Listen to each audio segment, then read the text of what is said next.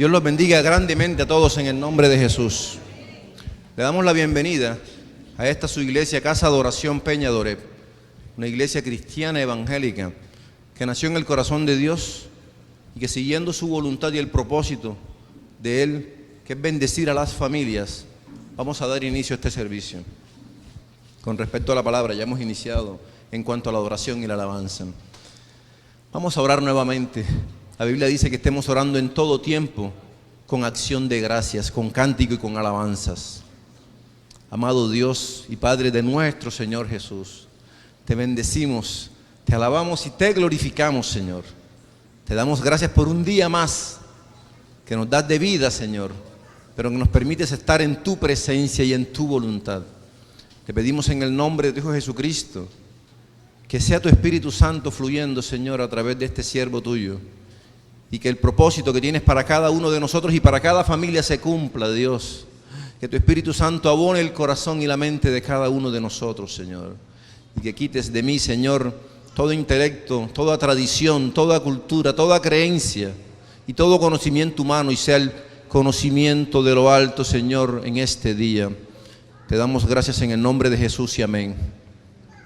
El tema de hoy es sencillo, tiene un título muy sencillo, pero es muy complicado y muy grande. Tiene por nombre familia. Dios es un Dios de familias. Cuando entonábamos las alabanzas, veía cuán hermosas se ven las familias y el plan que Dios tiene para bendecir a toda la humanidad es a través de las familias cristianas. Y el plan que tiene el enemigo para detener el plan de Dios es destruyendo la familia. Así que somos el objeto de Dios, el medio por el cual Dios quiere llegar a la humanidad es por familias, y el plan del enemigo es destruir la familia, y de nosotros depende. ¿Por qué? Porque Dios ha hecho promesas, pero son promesas que necesitan que nosotros tengamos fe y que creamos en ellas. ¿Cómo comienza todo esto? Vamos al libro de Génesis. Y en el libro de Génesis vemos cómo inicia esta hermosa promesa. Gracias. Y esto comienza cuando Dios llama a un hombre que tenía por nombre Abraham. Y en el libro de Génesis 3, Génesis 12, nosotros vemos cómo Dios llama a este hombre. Y Dios de Él mismo decide hacer un pacto. Pacto es algo que Dios decide hacer con el ser humano. No es algo que yo decida hacer, no es algo que ninguno de nosotros pueda hacer. Cuando hablamos de pacto, quiere decir que Dios nos llama para hacer un pacto, para hacer un contrato. Pero yo no le puedo decir, Dios, yo vengo a hacer un pacto contigo. Yo no tengo nada que ofrecerle a Dios. Pero Él sí nos puede a nosotros. Y 12:1, Génesis 12:1, la palabra del Señor dice en el nombre del Padre, del Hijo y del Espíritu Santo: pero Jehová había dicho a Abraham: vete de tu tierra y de tu parentela y de la casa de tu padre a la tierra que te mostraré, y haré de ti una nación grande, y te bendeciré, y engrandeceré tu nombre, y serás bendición. Está llamando primero a un hombre para decirle que será bendición. Bendeciré a los que te bendijeren, y a los que te maldijeren maldeciré, y serán benditas en ti todas las familias de la tierra. Él llama a un hombre no para darle una bendición al solo. Él llama a un hombre para decirle: a través de ti voy a bendecir a las familias. Él no está diciendo voy a bendecir a los hombres, a las mujeres, a los niños, a los jóvenes. Voy a bendecir a las familias. La promesa que está del Señor es bendecir familias. Pero podemos ver con tristeza que lo que más se ha desfigurado, lo que más ha podido desfigurar el enemigo en estos días es a las familias. La palabra del Señor nos enseña que por qué el enemigo se ensaña contra las familias. Porque el plan de Dios comenzó con una familia. Tomó a Adán y tomó a Eva, y de ellos dos salió una familia. Y el diablo, cuando engaña, engaña a la familia. Y apenas el engaño llega a la familia, ¿qué sucede? La familia comienza a cambiar todo el plan de Dios. Cuando Dios llama a Adán a pedirle cuentas, lo primero que él hace es echarle culpa a esa mujer. Y dice, la mujer que tú me diste, como hombre, como varón, no tomó su responsabilidad. Y en muchos hogares pasa eso, que el padre no toma la responsabilidad. El hijo se pierde y el papá dice, ¿qué pasó contigo si tú eres la que estás en la casa? Cuando la responsabilidad es de nosotros los hombres. Porque Dios, cuando llama, primero llama es a Adán. Y forma a Adán, dice la Biblia. Y de un hombre salen todas las familias. ¿Por qué? Porque él tomó a Adán y de Adán fue que sacó a Eva. Dios toma del polvo de la tierra y crea a Adán. Y de Adán sale Eva. Y de Eva y de él sale el resto de la gente. O sea que todos salimos de Adán. La autoridad era de Adán. Y Adán debió decirle a la mujer, no señor, te has dejado engañar por Satanás, pero yo no permito eso en mi casa. Es como si en estos tiempos llegara una mujer a su hogar y le dijera al esposo, vengo de parranda con mis amigos, vengo a tomar, vengo a emborracharme, y él dijera, bueno, hazlo, y después que hubiera problemas, él dijera, ¿por qué hiciste eso? Él tiene que decir, no señor, aquí en mi casa no se hace eso, aquí en mi casa hay normas y se respetan y yo soy la autoridad. Pero cuando nosotros como hombres abandonamos esa autoridad, pasa lo que pasó aquí. Y cuando hay problemas, ¿qué terminó haciendo Adán? Echándole la culpa a Eva cuando la responsabilidad era de él. Entonces el plan del enemigo viene a destruir las familias. Primero comenzó con Adán y con Eva. Y en el momento en que la familia se destruye, llegan las consecuencias. ¿Qué pasó? Problemas con los hijos. ¿Qué pasó? Caín comenzó a tener celos de Adán, de Caín y Abel. Y termina Caín matando a su hermano. ¿Por qué? Porque en las familias comenzó a entrar la maldición del pecado. Entonces, Dios sabe nuestra condición, sabe que no somos perfectos. Dios sabe que hay debilidad en nosotros. Y Dios toma la decisión, no de nosotros, sino de Él, de ayudarnos a resolver el problema que nosotros hemos causado. Y sale de Dios enviar a su Hijo Jesucristo. Sale de Dios la determinación de enviar a un Redentor. Sale de Dios resolver el problema. Y le dice al hombre, tú tienes que trabajar. Y le dice a la mujer, pero de ti, de tu simiente, de tu herencia, de tus hijos, va a salir alguien que va a pisar la cabeza de la serpiente. De ti va a salir alguien que va a destruir el mal que se metió en la humanidad. ¿Y qué termina pasando ahí? Que de esa simiente de Eva aparece Abraham. Y Dios llama a Abraham y le dice, en ti voy a hacer bendita todas las familias de la tierra. Ya ahí está puesta la bendición a través de Abraham. Y a través de Abraham, hermano, gracias. A través de Abraham viene nuestro Señor Jesucristo, que es el que termina finalmente pisando la cabeza de la serpiente. Como el enemigo sabe desde un principio que el plan va a venir de la familia para destruirlo, entonces él viene a destruir a la familia para dañar el plan de Dios. Y nosotros podemos ver qué es lo que ahora se llama familia. ¿A qué le llaman familia ahora? Que no es a lo que Dios le llamó familia desde un principio. Entonces, en el libro de Hechos, capítulo 3, versículo 25, el Señor vuelve a recordarnos eso. Hechos 3, 25 y 26. Nos habla a nosotros en estos tiempos. Vosotros sois los hijos de los profetas y del pacto que Dios hizo con nuestros padres, diciendo a Abraham, en tu simiente serán benditas todas las familias de la tierra. A vosotros primeramente Dios, habiendo levantado a su Hijo, lo envió para que os bendijese, a fin de que cada uno se convirtiera de su maldad. Quiere decir esto que Jesucristo nuestro Señor viene enviado del Padre y viene a confirmar la promesa que en un momento se le hizo a Abraham. Pero nosotros vemos que el enemigo a lo largo del tiempo ha ido cambiando el concepto de familia. El primer concepto errado que hizo era que el hombre tenía que someter a la mujer, que el hombre tenía que mandar y dominar a la mujer. Y todavía hoy, hasta nuestros tiempos, eso sigue siendo así. Todavía hay muchas partes donde hay machismo, todavía hay muchas partes donde el hombre no trata a la mujer como alguien que está al mismo nivel, sino como alguien que está debajo de él, porque se ha cambiado el concepto de familia y de lo que es un hombre y una mujer. Pero vamos al libro de Gálatas y aquí Dios nos muestra cuál es la realidad del hombre y de la mujer que están en Dios y cuál es el propósito de él. Gálatas 3:28.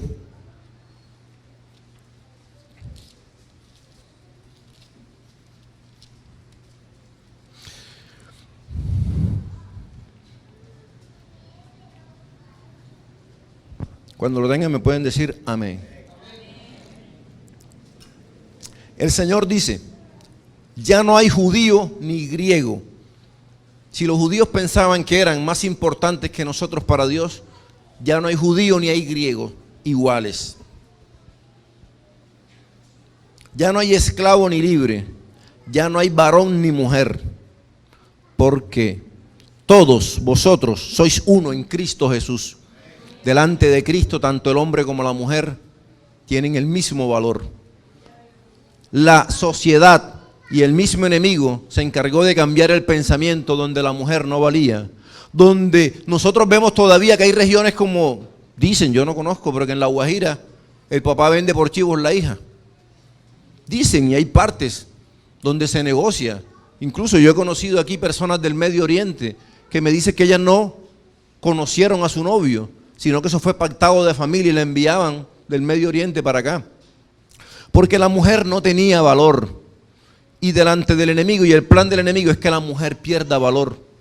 Ustedes no han visto un video de reggaetón, un tipo sentado en una silla, en un trono, y una cantidad de mujeres bailando alrededor de él como esclavas. Y las mujeres son felices mostrando ese video de que ellas, y yo me pongo a pensar en esas letras. Y resulta que muchas mujeres son las que disfrutan esas letras y los tienen en el celular. Entonces, el enemigo se ha encargado de hacerle creer a la mujer que es un objeto sexual, que es algo que pueden comprar y vender. Nosotros no vemos que haya tráfico de hombres, hay tráfico de mujeres, jovencitas de 13, 14 años, que las cogen como negocio, porque el enemigo quiere hacerlos creer. Pero aquí Dios nos está diciendo en Gálatas 3, 27 y 28, que delante de Dios, tanto hombre como mujer, tenemos el mismo valor. No estoy diciendo que somos iguales porque ahorita vamos a hablar de eso. Entonces la Biblia está diciendo en 1 Corintios 11:3 que Dios es la cabeza de Jesucristo. Jesucristo es la cabeza del hombre. Cuando decimos que Dios es la cabeza de Cristo, no estamos diciendo que Dios Padre sea más importante que Dios Hijo. Tienen el mismo valor. Así como el hombre y la mujer tienen el mismo valor, tanto Dios el Padre, como Dios el Hijo, como Dios el Espíritu Santo, son Dios igual cada uno. Pero hay un orden de Dios para cada cosa, y el orden es que Jesucristo decide someterse al Padre, como la mujer tiene que tomar la decisión de someterse al hombre. La Biblia no le está diciendo a la mujer, tú tienes que venir a someterte a él. No, o sea, no le está diciendo al hombre, tú tienes que obligar a que la mujer se someta. Le dice a la mujer, tú voluntariamente tienes que tomar la decisión de someterte al hombre, porque Cristo se sometió al Padre de la misma manera. Pero de igual forma, cuando Cristo viene, Cristo es la cabeza del hombre, y el hombre tiene que tomar la decisión de someterse a Cristo, y la mujer tiene que someterse al varón, y la iglesia tiene que someterse a Cristo, porque ese es el orden. Todos nos sometemos a la autoridad superior. Y los hijos tienen que someterse a los padres. Pero nosotros vemos hoy en día que hay muchos hijos que son los que mandan en la casa, que muchos hijos son los que regañan a los padres, que muchos hijos son los que se dice que hacen. Y ese no es el orden de Dios. Cuando un hombre ha sido regenerado, ese hombre entiende que su familia se va a someter a él, pero porque él se va a someter a Cristo. Pero como un hombre que no acepta las leyes de Cristo, que no quiere la autoridad de Cristo, le va a pedir a la esposa que se le someta y le va a pedir a los hijos que se le sometan. Tenemos que someternos nosotros primero, porque nosotros como hombres ponemos el ejemplo. Yo no le puedo pedir a mi esposa que ella sea obediente a Dios si yo no lo soy. Entonces, ¿qué tenemos que entender nosotros? Que todo es un sometimiento. Segunda de Corintios 5:17 dice que para los que están en Cristo, nueva criatura somos. Todos los que estamos en Cristo somos nueva criatura. Y cuando somos nueva criatura, nosotros entendemos que hay una autoridad superior. Y que yo como varón, en mi casa, tengo una autoridad superior, así yo viva, así yo sea el de más edad en mi casa, y es Cristo. Pero si yo me someto a Cristo, mi esposa se somete a mí y los hijos se someten a mí. Pero si yo no me someto a Cristo, mi esposa no se va a someter a mí. Y no le puedo reclamar y obligar a que se someta si yo no me someto primero. Entonces tenemos que entender que quien toma la decisión es el varón, o el padre en este caso. Por eso Dios es el que toma la decisión de enviar a Cristo. Y Cristo se somete. Cristo no le dice al Padre, ¿por qué no envías un ángel? ¿Por qué no envías a otro? ¿Por qué a mí? Él decide someterse. Pero cuando Él llega acá, Él le pide al hombre que se someta. Resistid al diablo. Dice, resistid al diablo. Someteos a Dios y el diablo huirá. Someteos a Dios y el diablo huirá. Está diciendo que tenemos que someternos a Dios. Efesios 5, 25 al 33 nos habla de todo eso. La palabra del Señor dice en el versículo 25: maridos, amad a vuestras mujeres, así como Cristo amó a la iglesia y se entregó a sí mismo por ella. Nosotros como hombres tenemos que estar dispuestos a entregar la vida por la esposa. Nosotros como hombres tenemos que sudar y tenemos que traer el pan a nuestra casa, pero no solo somos los que sustentamos, también somos los que damos protección. ¿Qué mujer teniendo una buena relación con su esposa no se siente protegida cuando está el esposo? Cuando la mujer está en la casa sola y oye ruido, dice, mi esposo debería estar aquí, no pasaría esto, yo no tendría miedo, porque la esposa está confiada en que su esposo la va a proteger a ella y a los hijos. Entonces, cuando la mujer ve que el hombre entrega su vida por su esposa, ella se somete al esposo. Pero un hombre que no vela por su familia, ¿cómo va a esperar que los hijos se le sometan y la esposa y lo amen? Eso no se va a dar. Entonces la palabra del Señor dice eso. Pero dice algo más. Así como la iglesia está sujeta a Cristo, así también las casadas lo estén a sus maridos en todo. Maridos, amad a vuestras mujeres, así como Cristo amó a la iglesia y se entregó a sí mismo por ella, para santificarla, habiéndola purificado en el lavamiento del agua por la palabra. ¿Qué quiere decir esto? Que el hombre cuando tiene a la esposa, no es para tenerla como la sirvienta, no es para tenerla como el objeto sexual, cada vez que él quiera, si ella no esté de acuerdo, no pueda, o esté enferma, o no esté en condiciones. Hay hombres, veían alguna vez algo que mostraban en televisión, donde hay hombres que hacen fiesta y hacen intercambio de mujeres. Entregan su mujer para que los amigos estén con ella y él toma la de cualquiera.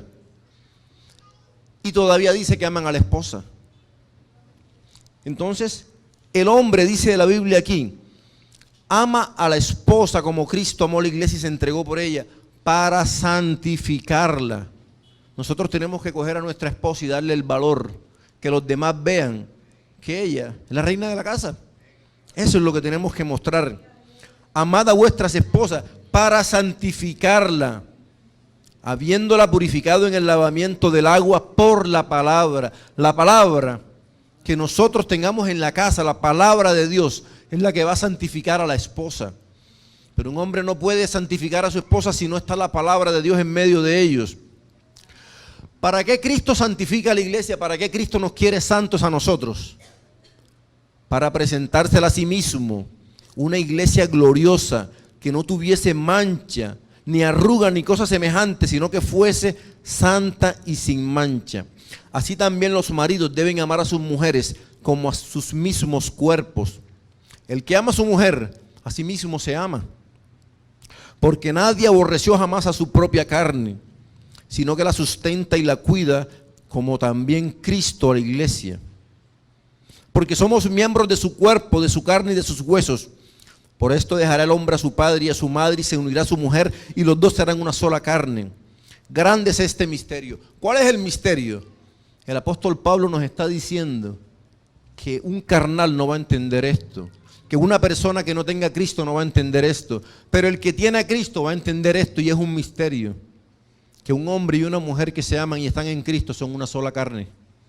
Y eso quiere decir que sentimos, que vivimos por el mismo espíritu, que ya comenzamos a pensar parecido, no iguales, pero nos motiva lo mismo, que es Cristo. Por lo tanto, vamos a estar de acuerdo en muchas cosas en el hogar, y si no nos ponemos de acuerdo vamos a llegar a una solución.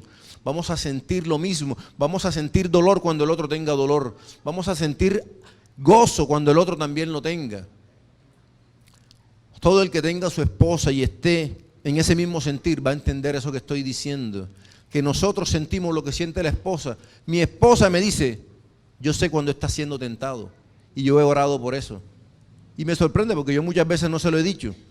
Hay cosas que los hombres no decimos porque nos parecen tonterías, nos parecen pequeñeces, pero a veces no lo son. Y aún esas pequeñeces Dios hace que la esposa lo sienta. Y ella me dice, yo sé cuando está siendo tentado en esta área y en esta área. ¿Por qué? Porque somos una sola carne. Pero si nosotros andamos separados, se rompe ese misterio y nadie va a sentir lo que siente la otra persona. Entonces, por lo demás, cada uno de vosotros ame también a su mujer como a sí mismo, y la mujer respete a su marido. Entonces, ¿qué nos está diciendo la Biblia en todo esto?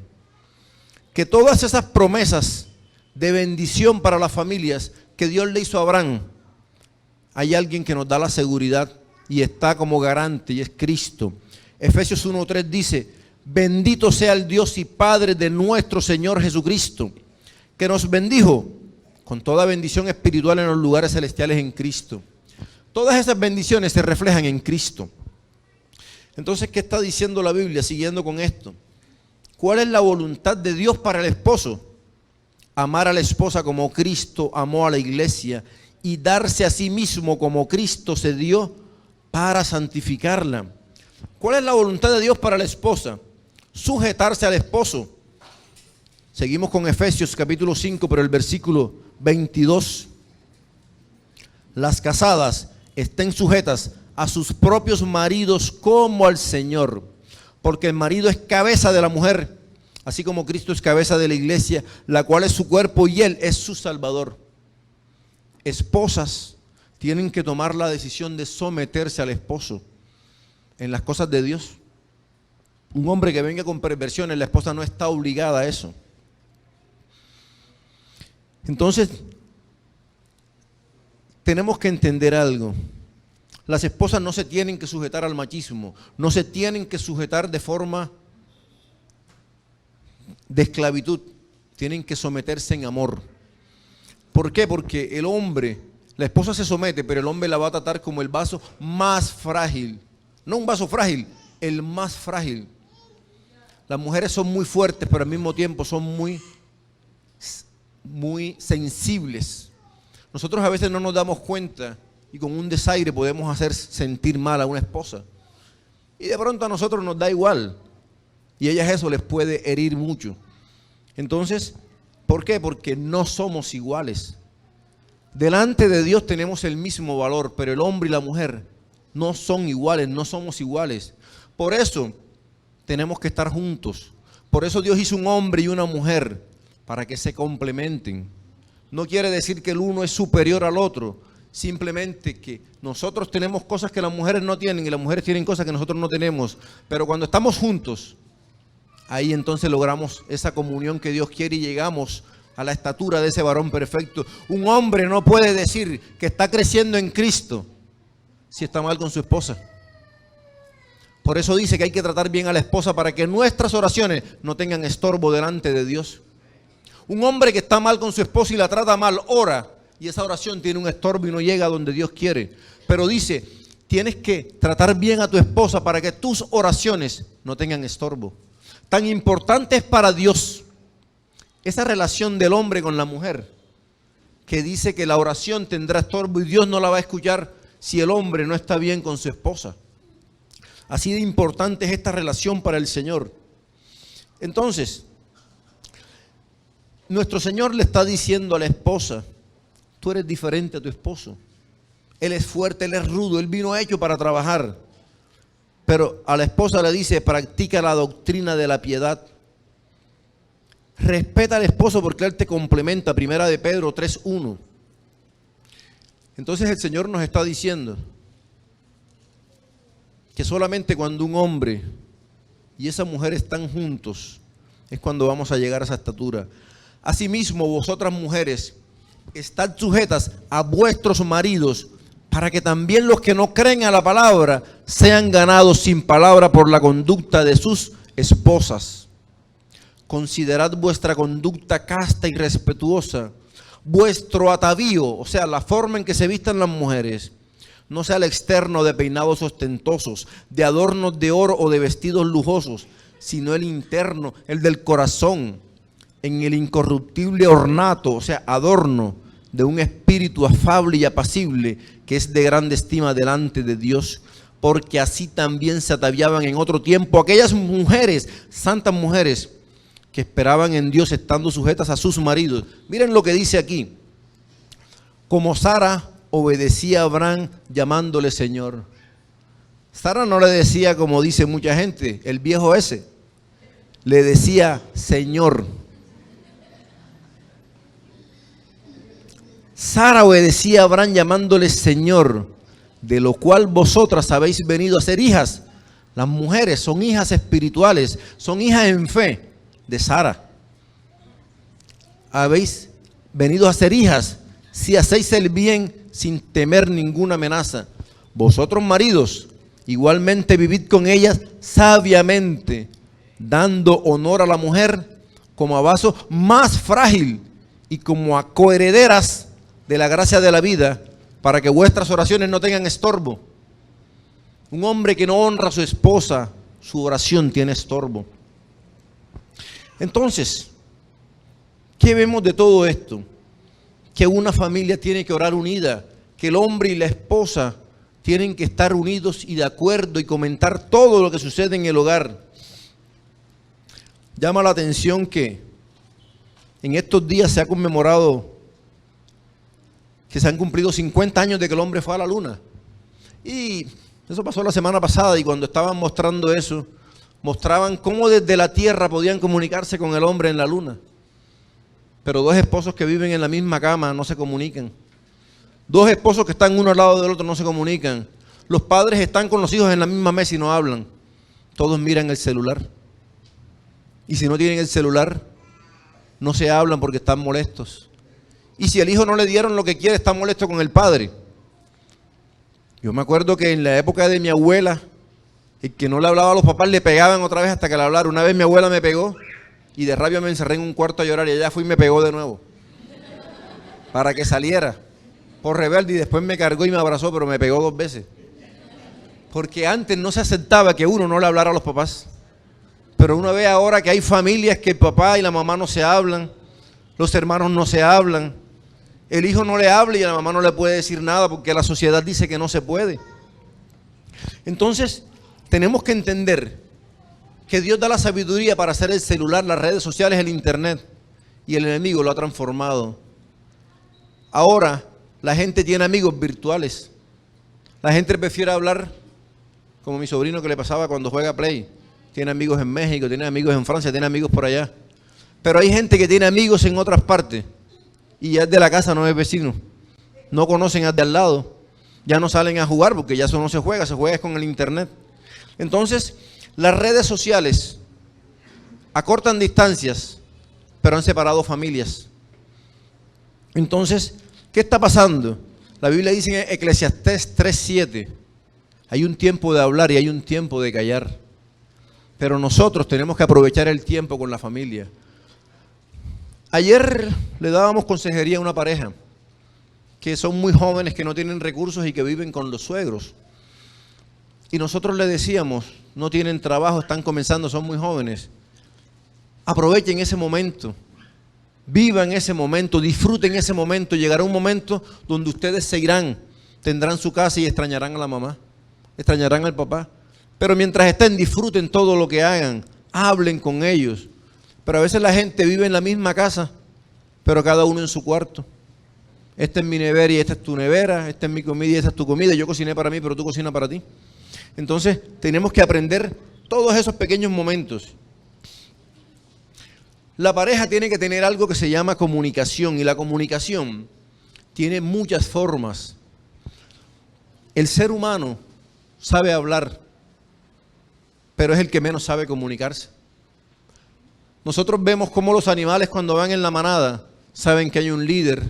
Las hormigas, hay unas que son exploradoras, los que les gusta la entomología. Las hormigas exploradoras van, y cuando encuentran comida vienen y le avisan al resto que vaya. Y ellas exploran, pero hay otras que son las que van a cazar, las que van a coger, las que van a traer las piezas. Hay otras que vienen y son las que la cortan y son las que preparan la comida. Ellas tienen una especie de parásito que produce leche y ellas le dan comida y este animal le da leche. Y toda esa comunicación la hacen a través de agentes químicos que producen olores. La mayoría de hormigas se comunican por feromonas. Pero hay sitios como en el desierto donde el sol se lleva cualquier aroma. Ellas se guían por la parte terrestre, por los imanes, por la corriente magnética. También lo hacen los tiburones martillo. Dicen que están súper avanzados. Ellos guían por las corrientes magnéticas de la Tierra y se pueden comunicar. Pero el ser humano sabe hablar y no sabe decir las cosas. Muchas veces nos malinterpretan. Muchas veces alguien dice, pero es que tú me dijiste que terminamos. Yo no dije eso, yo estaba ahora diciendo esto.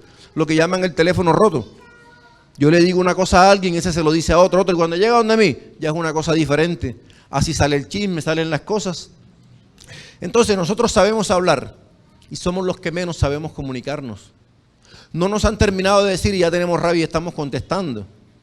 Por eso Santiago 1:19 dice, ser prontos para oír, pero seamos tardos para hablar y seamos tardos para airarnos.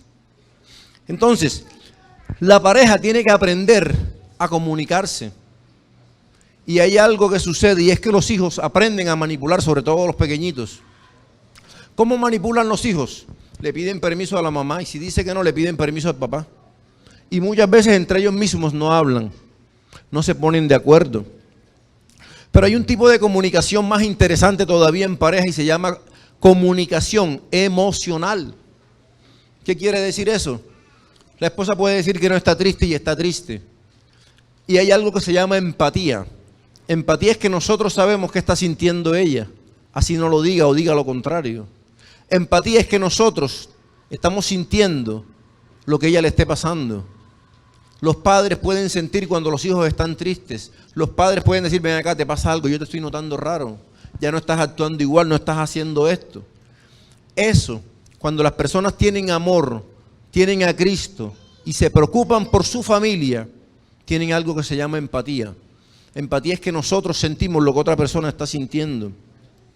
Entonces, en amor, todas esas cosas hay que buscarlas. Hablamos aquí de jóvenes. La Biblia le dice a los jóvenes que tienen que saber esperar su tiempo. Vamos a hablar de las relaciones sexuales. Esto no puede ser un tabú. Esto no puede ser algo escondido.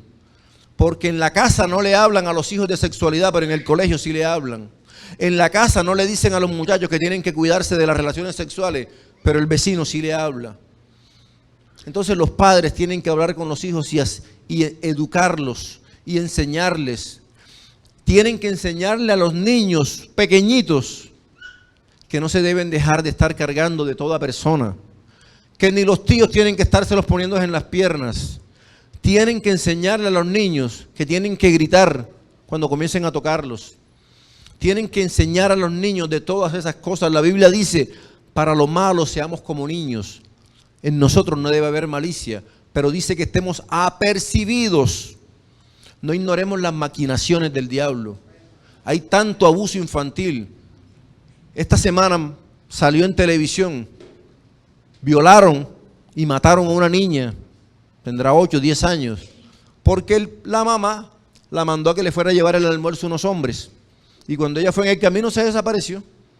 Y la encontraron muerta y violada. Los papás tienen que cuidar a los niños porque ese es el deber de los padres. ¿Cómo van a dejar una niña de 8 años llevando el almuerzo a un poco de hombres, pasando por un camino, por un monte? Y muchos son violadas muchas son violadas por culpa de los padres que han descuidado eso. Entonces tiene tanta responsabilidad el que lo hizo como el que dejó que eso pasara. Entonces, hay que hablar de la comunicación sexual. La Biblia le dice a los jóvenes, huid de la fornicación. La Biblia nos manda a que resistamos al diablo en oración. La Biblia dice que nosotros tenemos que hacerle frente al diablo y no tenerle miedo. Si nosotros estamos con Dios, Dios hace frente. Dice, yo estaré contigo todos los días de tu vida, como estuve con Josué, estaré contigo, como estuve con Moisés, yo estaré contigo, le dijo a Josué. Pero de la fornicación, no dice resiste, dice sal corriendo. Jóvenes, huid de la fornicación. Muchos jóvenes, en estos días en el hospital en consulta, estoy atendiendo a un muchacho, 17 años, y la que está al lado le pregunto, ¿tú qué eres de él? No, yo soy la mujer. Pero tú trabajas, ustedes saben hacer algo. No, pero yo soy la mujer de él. ¿Cómo se mantienen un par de jovencitos de 17 años? Ya se salieron de la casa. Entonces, hay que huir de la fornicación, porque de ahí sale un embarazo, terminan teniendo hijos, no tienen cómo mantenerlos, entonces vienen de mototaxi, no hay plata, pero no les hablaron en la casa que tenían que huir de la fornicación. ¿Qué dice el gobierno que hay que hacer? No, repartamos condones y ya, y evitamos el problema. Pero ¿y quién les quita el problema en la mente? Después de que una niña de 18 años ha tenido 5, 10, 15 parejas, ¿cómo se va a sentir ella misma? Entonces, huid de la fornicación. Nosotros vemos el mejor ejemplo. José salió huyendo de la mujer de Potifar. Dejó la ropa tirada y salió corriendo. Ni siquiera se puso a decir, yo te reprendo, yo tengo la autoridad. Salió corriendo. Lo calumniaron, pero Dios lo honró, porque él huyó de la fornicación. Hay un refrán que dice que si no quieres resbalar, no camines por caminos resbaladizos. ¿Cuál es el problema de nosotros los hombres? Decimos lo que yo decía. Yo me controlo, yo sé hasta dónde llego, yo tengo dominio propio. No hay que estar tentando las cosas. La mejor forma de evitar eso es huir de ahí. Hombres, evitemos quedar solos con mujeres. Hombres cristianos, evitemos darle consejería a mujeres solas. Un hombre le quiere dar consejería a una mujer que esté el esposo, que esté la pareja, que esté un familiar o que esté la esposa del que está dando eso. Muchos pastores caen, muchos ministros caen, muchos hombres casados caen. ¿Por qué? Por dar consejería, por querer evangelizar a una mujer sola. Eso no está bien, hay una tentación. Nuestro cuerpo está hecho para responder de una manera al contacto de una mujer. Nosotros vamos en un bus hombre con hombre y nos tocamos y eso patea, pues. Pero un hombre comienza a sentir una mujer y hay algo que comienza a despertar sentimientos, porque nosotros tenemos una carne, porque el apóstol Pablo dice que esa tentación, hasta que estemos en esta tierra, la vamos a tener, porque tenemos una carne y la carne se despierta. Entonces, ¿qué tenemos que hacer? Evitar esa tentación. Tenemos que evitar todo eso. El sexo es una bendición cuando es en el matrimonio, porque es que Dios lo hizo y todo lo que Dios ha hecho es bueno. La Biblia dice, todo lo que Dios ha hecho es bueno y nada es de desecharse si se toma con acción de gracia, ya que por la oración y la palabra de Dios es santificado. Eso lo dice Él para la comida, pero aplica para todo lo que Dios ha hecho. Cuando Dios terminó la tierra, dice la Biblia que vio Dios que era bueno. El tema de la pornografía, que hace que el sexo se vuelva sucio, porque no muestra un sexo normal, sino anormal. La Biblia dice en Romanos, hombres que cambiaron el uso natural de la mujer, o sea, no el uso que Dios creó, sino que se pervirtió. Hombres con hombres, mujeres con mujeres. Por eso es que hombre y mujer, eso lo vine a entender, no somos iguales. Y yo decía, pero ¿por qué no somos iguales? Porque si dos hombres, si fueran igual el hombre y la mujer, dos hombres podrían tener una familia y dos mujeres podrían ser una familia. Y ahí no hay complemento. Complemento es cuando un hombre y una mujer se unen. Ahí es cuando nos complementamos. Así la sociedad trate de decir que una familia está formada por dos hombres. Eso no es una familia. Una familia es un hombre y una mujer. Porque somos diferentes, pero somos un complemento. Entonces, Primera de Corintios 6:13 dice, el cuerpo no es para la fornicación. Los jovencitos piensan que porque están sintiendo, tienen que dejarse llevar. Muchos jóvenes terminan con enfermedades incurables. Un herpes, si la persona dura 50 años, el herpes le dura 50 años. Un VIH, toda esa cantidad de enfermedades, una gonorrea que no sea tratada. Entonces, toda esa cantidad, una sífilis, toda esa cantidad de cosas. Los jóvenes, por estar probando, han demostrado que hay casos de SIDA, está atentando contra Dios, porque el cuerpo no es para fornicar. Las relaciones sexuales es cuando haya matrimonio, y aún dentro del matrimonio se puede considerar una violación si la esposa no está de acuerdo.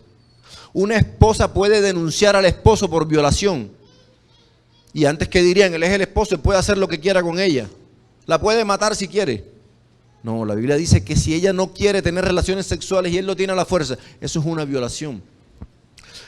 El sexo tiene que ser de acuerdo, que los dos estén de acuerdo. Tiene que haber limpio, tiene que haber un sexo limpio. Porque cuando comienza a haber pornografía y toda esta cantidad de cosas, comienzan a haber ataduras mentales y posesiones mentales que terminan dañando la relación de las personas. Está demostrado que la pornografía, más que estimular al hombre, termina produciendo una impotencia sexual. Eso fue un artículo que leí recientemente. ¿Por qué termina el hombre teniendo impotencia sexual? Porque resulta que cuando hay una relación normal, llega un momento en que cada uno acaba. Pero cuando hay pornografía, el hombre no llega a sentir ese estímulo que sí produce cuando tiene una mujer. Y en la pornografía, él siempre está buscando un placer que no es físico, sino en su mente, una mente trastornada. Y eso hace que el hombre nunca llegue a la satisfacción. Y está demostrado que eso lleva a la impotencia sexual. Entonces, tenemos como pareja que cuidarnos en eso, de común acuerdo. Que ninguno agravie ni engañe en nada a su hermano, porque el Señor es vengador de todo esto, como ya os he dicho y testificado. Pues no nos ha llamado Dios a inmundicia, sino a santificación. Entonces, ¿qué está diciendo esto? Que aún en nuestro hogar, en nuestro lecho, todo tiene que ser santo. Ahora, tampoco podemos ir al extremo, que hay personas que dicen que si son cristianos, si siguen a Dios, no pueden tener sexo porque es sucio. La Biblia dice que solamente el hombre y la mujer pueden separarse cuando de común acuerdo ellos deciden separarse para orar. La Biblia dice, si ustedes quieren orar profundamente, pues no tengan relaciones en ese momento. Somos hechos de tal manera que aún cuando ya somos una pareja, no es dueña de su cuerpo sino el esposo, y el esposo no es dueño de su cuerpo sino la esposa. Efesios 4, 26 y 27 dice, airaos pero no pequéis. Podemos tener diferencias con nuestra esposa. Puede que no nos pongamos de acuerdo en algo. Puede que no hemos llegado a un acuerdo sobre alguna cosa. Pero eso no quiere decir que vamos a pelear y que vamos a dejar de hablarnos. Mi esposa y yo hicimos un trato. Las peleas hasta antes de llegar a la cama. En la cama no hay peleas, se nos olvidan todos los problemas y dormimos bien.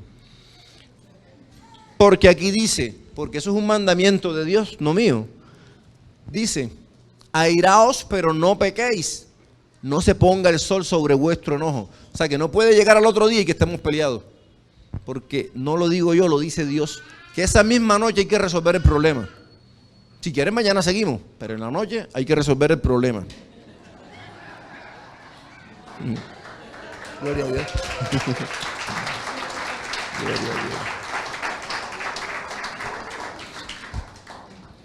La Biblia dice que tenemos que buscar siempre la reconciliación. ¿Qué tal que peleemos una noche y alguno de los dos se muere esa noche? ¿Cómo estamos delante del Señor? Tenemos que estar listos para la venida del Señor. Nadie sabe qué le puede pasar. Y quien quita que nos coja durmiendo. Tenemos que aprender algo que es reconciliación y perdón. Reconciliación. ¿Cómo vamos a resolver un problema? Primera de Juan, creo que es 1:9. Si confesamos nuestros pecados y nos arrepentimos, Él es fiel y justo para perdonarnos y limpiarnos de toda maldad. Dos cosas. Dios necesita perdonarnos, pero necesita limpiarnos.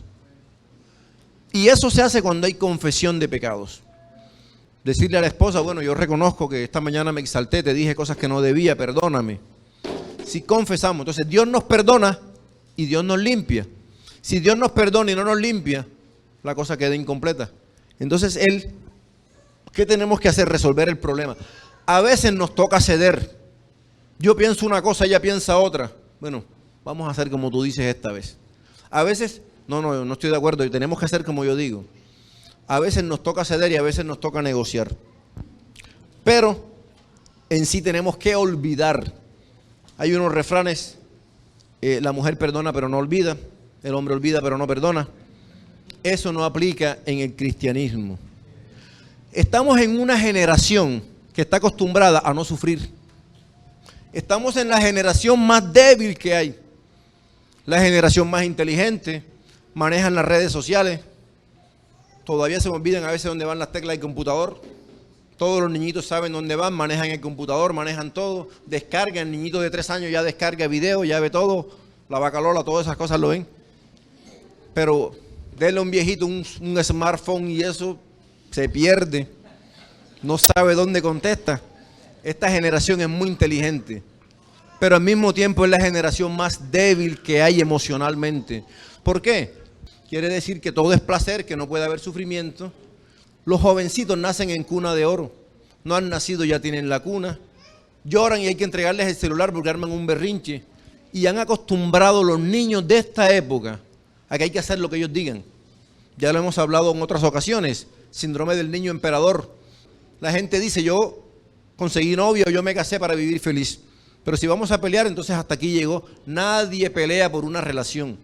Ya nadie quiere pelear y esforzarse. ¿Por qué los matrimonios demoraban 50 años? Porque esa señora aguantaba. No quiere decir que tiene que aguantar golpes, maltratos. Pero las mujeres de antes tenían más sabiduría. Las mujeres de antes soportaban. En cambio ahora no. Ya yo puedo trabajar, yo me puedo mantener por mí misma y yo me voy. Tú verás qué haces. Te dejo con tus hijos. La gente no quiere sufrimiento. ¿Qué están haciendo con los viejos? No, este tipo ya hay que lidiarlo, ya tienes cara. Lo meten en un ancianato. ¿Cuándo en los tiempos de antes iba a haber un ancianato? Mi abuela dijo que el día que se muriera la velaban en la casa, ni siquiera en la funeraria, en la casa. Tuvieron que velarla allá. Pero ahora no, ahora es más fácil en una funeraria. La gente cierra las puertas, se viene a dormir, el día siguiente sigue el velorio allá. ¿Qué pasa cuando alguien se enferma? El viejito, lo meten en un ancianato. Mejor le pagan a una enfermera que los cuide, que lo tenga allá y lo visitan los domingos. Si van al servicio ese día, entonces no van allá. Pero si van allá no vienen acá, porque el domingo es para visitar al abuelo que está en el ancianato. O sea, ya la gente no quiere lidiar con el abuelo o con la abuela o con el papá que le cambiaba los pañales a uno cuando era pequeño. Pero ahora nadie quiere cambiarle a la abuela el pañal. Y si el abuelo se enferma, ¿en qué están haciendo ahora? Eutanasia. Mejor lo matamos para que él no sufra. Son ellos los que no quieren estarlo lidiando. La eutanasia, peor. Ya están aprobando y están estudiando eutanasia de niños. El niño le dio cáncer ahí, ¿para qué vamos a perder el tiempo con ese niño viéndolo sufrir a él ahí? Él está sufriendo. ¿Qué hacen? Matan al niño y se acabó el problema. Como dice el dicho, muerto el perro, muerto la garrapata. Se murió el niñito y se acabó el problema. Ya la gente no quiere sufrir. Entonces estamos en una generación donde no quieren luchar por la familia. Lo más rápido es el divorcio, la gente se divorcia, la gente se va. Entonces, los jovencitos de ahora están mal acostumbrados. No trabajan, hay que llevarles el desayuno a la cama, hay que recogerle esto, lavarle la ropa, mandarlo a la universidad. Hay papás sobreprotectores. Hay papás que aman mucho, pero hay papás que malcrían también. La Biblia dice que el padre que ama corrige. No tengan miedo de corregir al hijo porque lo va a necesitar. La Biblia dice en Proverbios, disciplina a tu hijo mientras se pueda, mientras haya esperanza, mientras haya vida. Proverbios 22:15 dice, la necedad está ligada al corazón del muchacho. Es que él es un muchacho, no podemos pedirle que sea maduro, hay que guiarlo. El muchacho tienen que guiarlo los papás, pero el papá no puede dejar que el niño se críe solo. ¿Qué error cometen muchos padres? Sobre todo el varón. No, ya yo le dije 2 veces, ya él sabe, ya yo hablé con él. Y sigue actuando. El papá tiene que hacer el llamado de atención y tiene que supervisar que el joven cambie eso. Pero muchas veces el papá deja en la responsabilidad de la mamá la crianza del hijo. No, las tareas te tocan a ti. No, mira qué haces con ese muchacho, yo no sé. El papá, cuando era responsabilidad de él. Muchos papás corrigen al niño en el templo y en la casa no lo corrigen. Y el niño corre y el niño hace, lo corrigen aquí, pero en la casa no. Hay que disciplinarlo desde pequeño. Las dos corrientes contrarias, los extremos son permisividad y el otro es autoritarismo. No, hay que corregir con disciplina, pero con amor.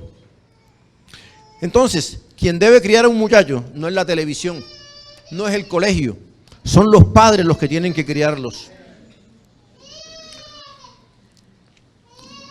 Es tan importante la palabra para el joven que Deuteronomio capítulo 6 del 4 al 9, lo leímos la vez pasada, dice: le repetirás las palabras a tus hijos en la casa hay que hacer el devocional y ponerlos a estudiar.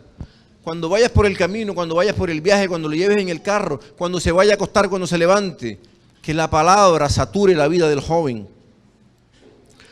Proverbios 22:6, instruye al niño en su camino y aun cuando fuere mayor no se apartará de él.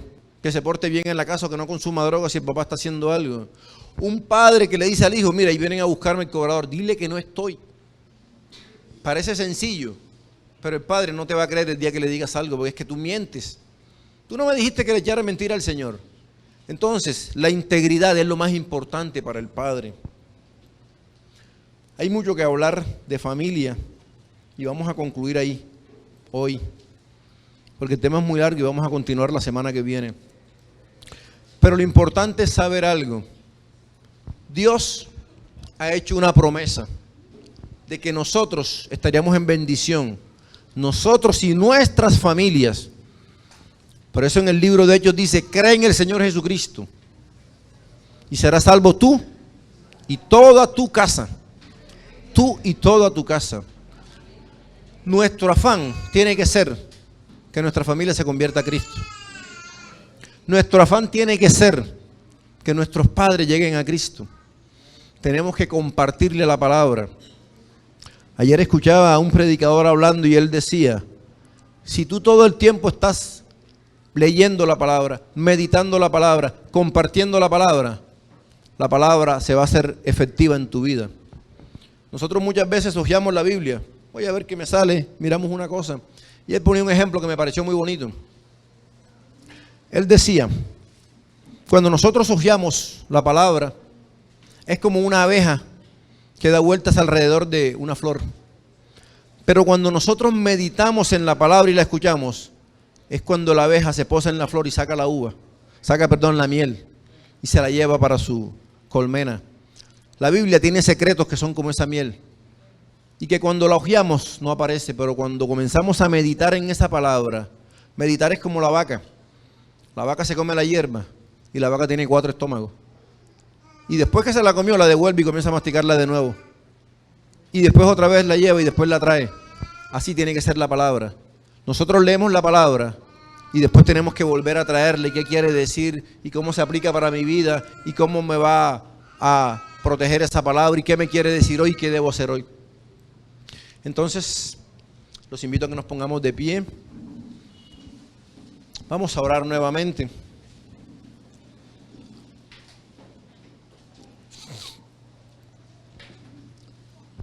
Dios quiere hacerse realidad en nuestra vida. Y esa realidad se va a concretar en nuestra vida cuando nosotros nos llenemos de la palabra de Dios. Hay personas que dicen: yo no tengo que leer la Biblia porque el Espíritu Santo me revela. El Espíritu Santo revela lo que de la palabra de Dios está dentro de nosotros. Él nos da la revelación para hacer efectiva esa vida. Pero no podemos esperar una palabra efectiva si nosotros no la leemos. El Espíritu Santo, lo que está en nosotros, lo transforma. Cuando una persona acepta a Jesucristo, nueva criatura es. Todas las cosas salen, pero esa persona está vacía y tiene que comenzar a llenarse de la palabra de Dios, porque las bendiciones que Dios le hizo a Abraham son para nosotros, y es necesario que comience a haber restauración en las familias.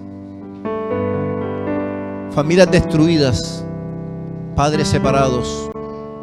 La palabra del Señor dice en Malaquías, creo que el capítulo 4, que Dios va a volver el corazón de los padres hacia los hijos, y de los hijos hacia los padres, y del esposo a la esposa, y de la esposa al esposo. Si alguien siente que ha perdido el amor por su esposa, ha perdido el amor de la esposa al esposo, se ha perdido el amor a los hijos, si alguien siente que ya en su hogar no tiene ese gozo, vamos a orar para que Dios comience a llenar, porque Malaquías dice que Él hace volver el corazón de unos hacia los otros, y Él quiere familias benditas, porque en la simiente de Abraham, que es Cristo, son benditas todas las familias de la tierra.